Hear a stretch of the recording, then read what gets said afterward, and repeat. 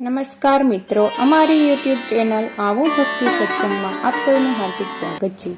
તો મિત્રો, આપણે આજના વિડીયોમાં ફાગણ માસના કૃષ્ણ પક્ષની એટલે કે જે વદ પક્ષની પાપમોસીની એકાદશી આવે છે તેનું શું મહત્વ છે અને તેની કથા સાંભળીશું। તો વિડીયોના અંત સુધી બધા બન્યા રહેજો। વિડીયો પસંદ આવે તો લાઈક કરી, ચેનલ પર નવા હોય તો ચેનલને આજે જ સબસ્ક્રાઈબ કરી લેજો, જેથી કરીને આવા અવનવા ધર્મ ભક્તિના વિડીયો આપ સુધી પહોંચતા રહે। ઓમ નમો ભગવતે વાસુદેવાય નમઃ। તો મિત્રો, હવે આપણે એકાદશીની કથાની શરૂઆત કરીશું। ધર્મરાજ યુધિષ્ઠિર બોલ્યા, હે ભગવાન, મેં ફાગણ માસના શુક્લ પક્ષની એકાદશીનું મહાત્મય સાંભળ્યું। હવે તમે ફાગણ માસના કૃષ્ણ પક્ષની એકાદશી વિશે બતાવો। આ એકાદશીનું નામ શું છે? એમાં કયા દેવતાની પૂજા કરવામાં આવે છે તથા તેની વિધિ કઈ છે તે બધું વિસ્તારપૂર્વક કહો। ત્યારે શ્રી કૃષ્ણ ભગવાન બોલ્યા, હે રાજન, એક સમયે મામધાતાએ લોમંચ ઋષિને પૂછ્યું, હે મુનિ, ફાગણ માસના કૃષ્ણ પક્ષની એકાદશીનું નામ શું છે, તેની વિધિ કઈ છે તે વિસ્તારપૂર્વક કહો। ત્યારે લોમંચ ઋષિ બોલ્યા, હે રાજન, ફાગણ માસના કૃષ્ણ પક્ષની એકાદશીનું નામ પાપમોસીની છે। તેના વ્રતના પ્રભાવથી મનુષ્યના અનેક પાપ નષ્ટ થાય છે। તેની કથા તમે સાંભળો। પ્રાચીન કાળમાં ક્ષેત્રરથ નામનું વન હતું। તેમાં અપ્સરાઓ નિવાસ કરતી હતી। ત્યાં દરેક સમયે વસંત રહેતો હતો, અર્થાત તે જગ્યાએ દરેક પ્રકારના પુષ્પો ખીલતા હતા। એ જગ્યાએ ગંધર્વ કન્યાઓ વિહાર કરતી હતી। એ વનમાં ઇન્દ્ર પણ અન્ય દેવતાઓની સાથે ક્રીડા કરતા હતા। એ વનમાં એક મેઘાવી નામના મુનિ તપસ્યા કરતા હતા। તે શિવ ભક્ત હતા। એક દિવસ મંજુદોષા નામની એક અપ્સરા તેમને મોહિત કરવા માટે સિતાર વગાડીને મધુર ગાવા લાગી। તે સમયે શિવના શત્રુ અનંગ એટલે કે કામદેવ પણ શિવ ભક્ત મેઘાવી મુનિને જીતવા માટે તૈયાર થયો।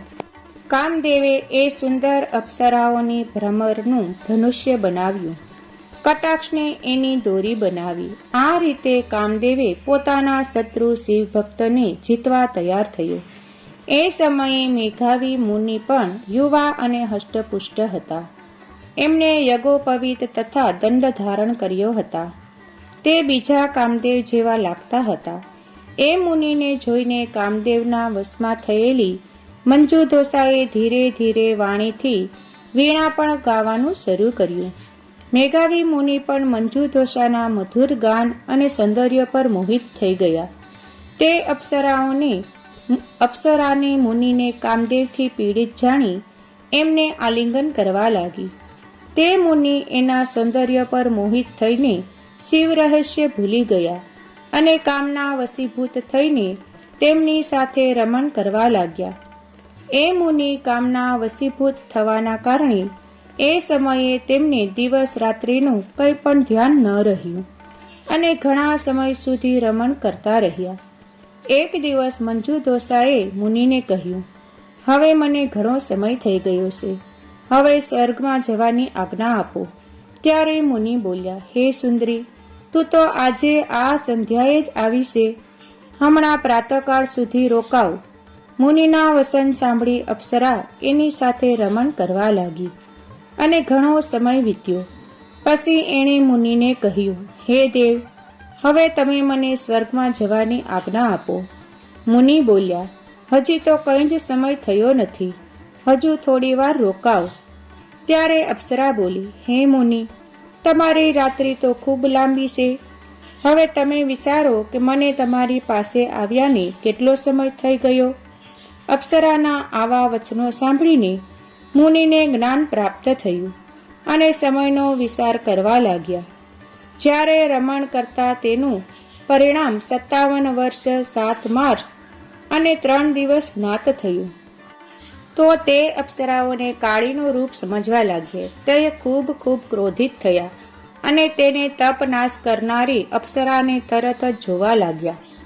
તેમના અધર કાપવા લાગ્યા અને ઇન્દ્રિયો વ્યાકુળ થવા લાગી। ત્યારે મુનિ તે અપ્સરાને બોલ્યા, હે દૃષ્ટ, મારા તપને નષ્ટ કરનારી તું મહાન પાપી અને દુરાચારી છે. તને ધિક્કાર છે, તું પિશાચીની બન. એ મુનિના ક્રોધયુક્ત શાપથી તે અપ્સરા પિશાચીની બની ગઈ. ત્યારે તે બોલી, હે મુનિ, હવે તમે ક્રોધ ત્યાગીને પ્રસન્ન થાઓ અને આ શાપનું નિવારણ કરો. વિદ્વાનોનું કહેવું છે કે સાધુઓના સંગત સારું ફળ મળે છે. તો મેં તમારી સાથે ઘણા વર્ષ વ્યતીત કર્યા છે, તેથી તમે મારા પર પ્રસન્ન થઈ જાઓ. ત્યારે મુનિને થોડી શાંતિ મળી અને એ પિશાચીનીને કહ્યું, હે દુષ્ટ, તે મારું ખૂબ ખરાબ કર્યું છે, તો પણ હું શાપથી છૂટવાનો ઉપાય તને બતાવું છું. ફાગણ માસની કૃષ્ણ પક્ષની જે એકાદશી છે તેનું નામ પાપમોચિની છે. તે એકાદશીનું વ્રત કરવાથી તું પિશાચીનીના દેહથી છૂટી જશે. આ પ્રકારે મુનિએ તેને સમસ્ત વિધિ બતાવી દીધી અને પોતાના પાપના પ્રાયશ્ચિતના માટે પોતાના પિતા રૈવન ઋષિ પાસે ગયા.